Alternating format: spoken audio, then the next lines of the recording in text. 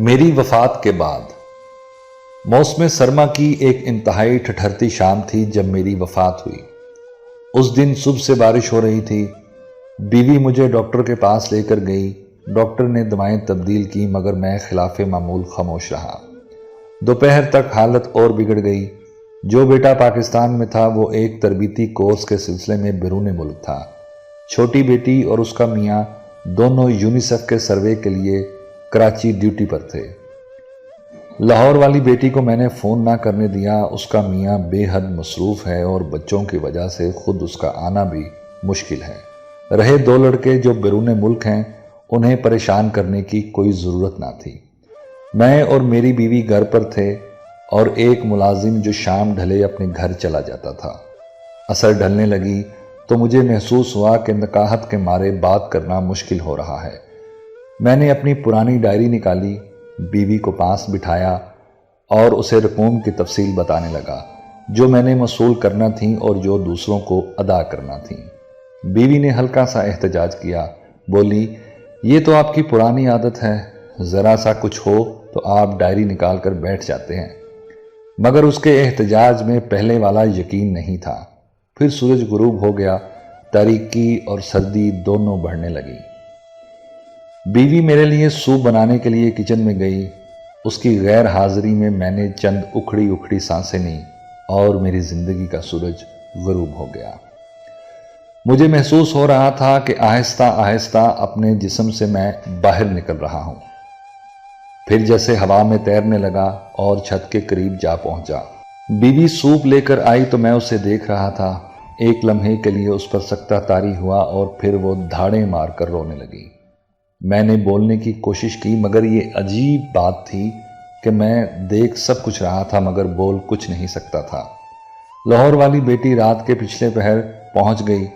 کراچی سے چھوٹی بیٹی اور میاں صبح کی فلائٹ لے کر آ گئے۔ تینوں بیٹے بیرون ملک تھے۔ وہ جلد سے جلد بھی آتے تو 2 دن لگ جاتے۔ دوسرے دن عصر کے بعد میری تدفین کر دی گئی۔ شاعر، ادیب، صحافی، سول سرونٹ سب کی نمائندگی اچھی خاصی تھی۔ گاؤں سے بھی تقریباً سبھی لوگ آئے تھے۔ لحد میں میرے اوپر جو سیلیں رکھی گئیں، مٹی ان سے گزر کر اندر آ رہی تھی۔ میرے بائیں پاؤں کا انگوٹھا جو زخمی تھا مٹی کے بوجھ سے درد کر رہا تھا۔ پھر ایک عجیب کیفیت طاری ہو گئی، شاید فرشتے آن پہنچے تھے۔ اسی کیفیت میں سوال جواب کا سیشن ہوا۔ یہ کیفیت ختم ہوئی، مجھے محسوس ہو رہا تھا کہ ابھی چند لمحے ہی گزرے ہیں مگر فرشتوں نے بتایا کہ تمہیں فوت ہوئے 5 برس بیت چکے ہیں۔ پھر فرشتوں نے ایک عجیب پیشکش کی۔ وہ بولے ہم تمہیں کچھ عرصہ کے لیے واپس بھیج رہے ہیں۔ تم وہاں دنیا میں کسی کو نظر نہیں آؤ گے، گھوم پھر کر اپنے پیاروں کو دیکھ لو، پھر اگر تم نے کہا تو تمہیں دوبارہ نارمل زندگی دے دیں گے، ورنہ واپس آ جانا۔ میں نے یہ پیشکش غنیمت سمجھی اور ہاں کر دی۔ پھر ایک مدہوشی کی حالت چھا گئی۔ آنکھ کھلی تو میں اپنی گلی کی نکڑ پہ کھڑا تھا۔ آہستہ آہستہ قدم اٹھاتا اپنی گھر کی جانب بڑھ رہا تھا۔ راستے میں کرنل صاحب کو دیکھا جو گھر کے باہر کھڑے تھے، انتہائی کمزور لگ رہے تھے۔ خواجہ صاحب بیگم کے ساتھ واک پر نکل رہے تھے۔ میں اپنے مکان کے گیٹ پر پہنچ کر ٹھٹک گیا۔ یہ کیا؟ میرے نام کی تختی غائب تھی۔ پورچ میں گاڑی بھی نہیں کھڑی تھی۔ وفات سے چند ہفتے پہلے ہی تو خریدی تھی۔ دھچکا سا لگا، گاڑی کہاں ہو سکتی ہے؟ بچوں کے پاس تو اپنی اپنی گاڑیاں تھیں۔ تو پھر میری بیوی جو اب بیوہ تھی، کیا گاڑی کے بغیر تھی؟ دروازہ کھلا تھا۔ میں سب سے پہلے سیڑھیاں چڑھ کر اوپر اپنی لائبریری میں گیا۔ یہ کیا؟ کتابیں تھیں نہ الماری۔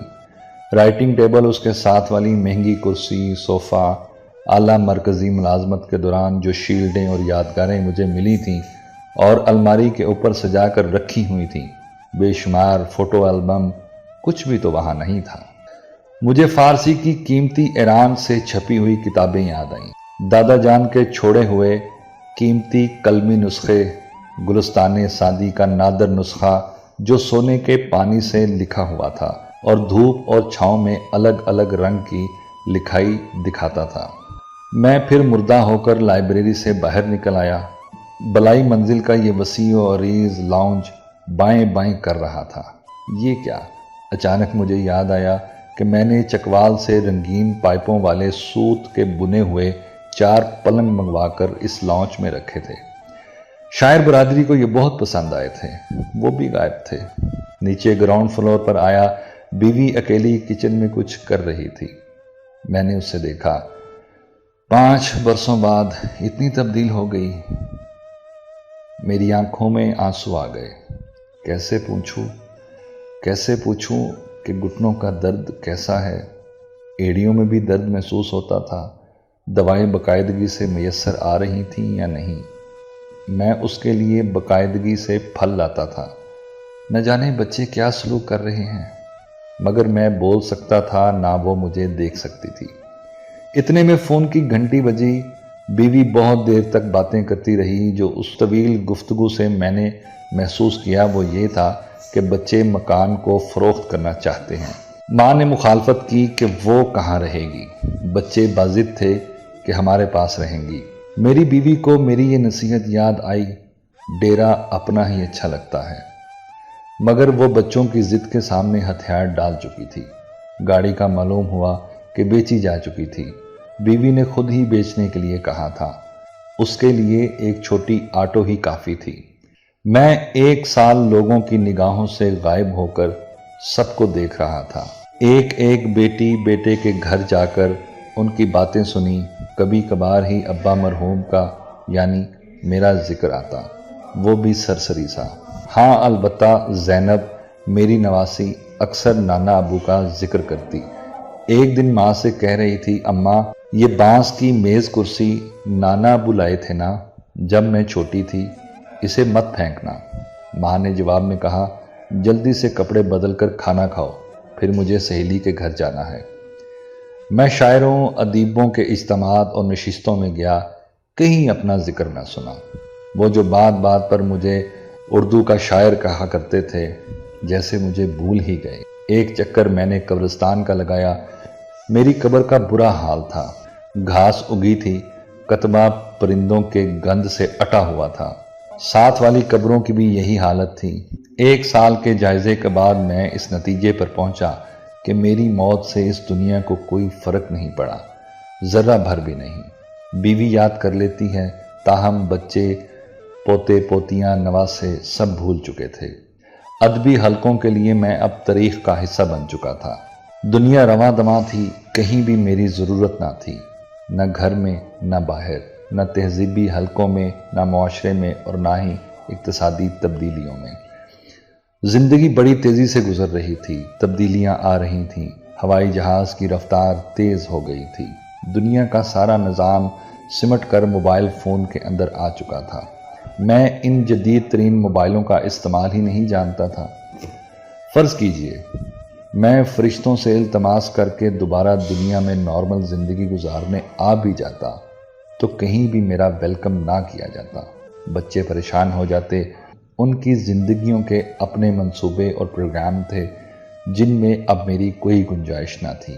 ہو سکتا ہے کہ بیوی بھی کہہ دیتی کہ تم واپس آ کر میرے مسائل میں اضافہ کر رہے ہو، میں اکیلی بچوں کے ساتھ رہ رہی ہوں، بچے اب تمہیں کہاں لے کر سنبھالتے پھریں گے۔ دوست تھوڑے بہت باقی بچے تھے، وہ بھی اب بیمار اور چل چلاؤ کے مراحل طے کر رہے تھے۔